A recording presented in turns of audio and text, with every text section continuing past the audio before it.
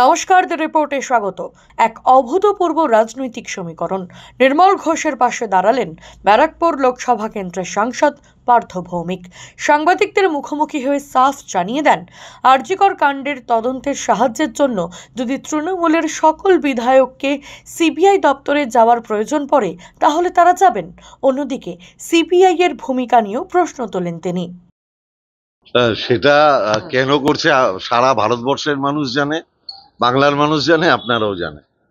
একজন বিধায়ক, সে যদি দায়িত্বশীল বিধায়ক হয়, তার কাজ হচ্ছে তার এলাকায় যদি কোনো অপ্রীতিকর ঘটনা ঘটে তাহলে সেই জায়গায় যাওয়া, সেই পরিবারের পাশে দাঁড়ানো।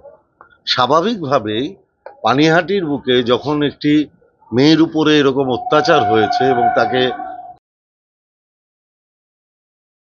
সেই পরিবারের পাশে দাঁড়ানো হচ্ছে বিধায়কের অন্যতম কর্তব্য, এবং সেই কর্তব্য পালন করতে গিয়ে যদি সিবিআই এর দরবারে হাজিরা দিতে হয়, মমতা ব্যানার্জির দলে যতজন বিধায়ক আছে তারা সামাজিক কর্তব্যটা করবে, আর প্রয়োজনে হাজারবার সিবিআই কমপ্লেক্সে যাবে।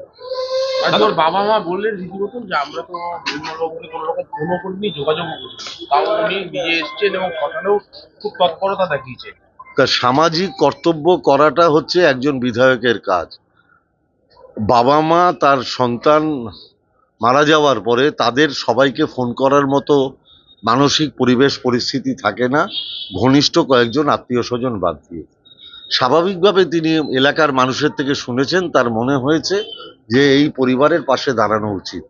তিনি তার কর্তব্য পালন করার জন্য পরিবারের পাশে দাঁড়িয়েছেন। আমার কিচ্ছু বলার নেই।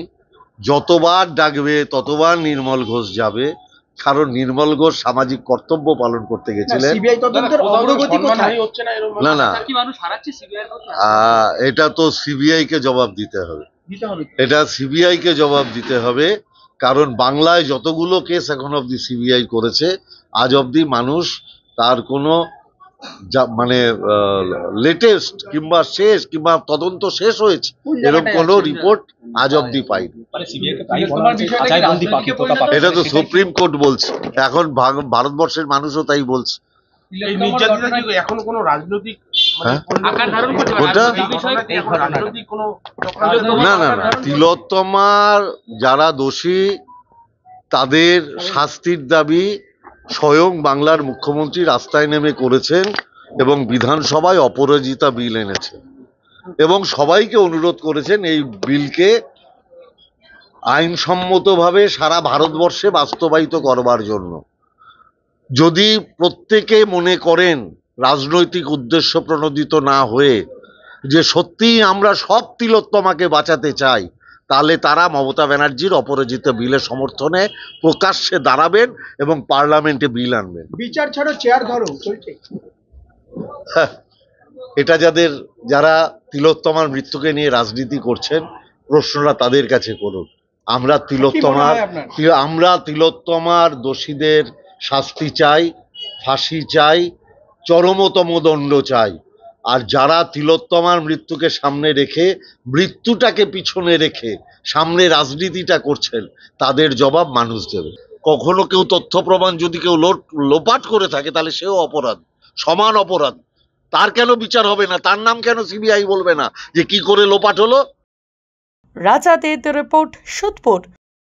সমস্ত খবরের আপডেট পেতে লাইক করে সাবস্ক্রাইব করুন দ্য রিপোর্ট চ্যানেলটি। সেই সঙ্গে বেল বাটন প্রেস করতে ভুলবেন না। আপনাদের একটা সাবস্ক্রিপশন আমাদের জন্য অত্যন্ত মূল্যবান। একই সঙ্গে ফলো করুন আমাদের হোয়াটসঅ্যাপ চ্যানেলটিও। জয় হিন্দ।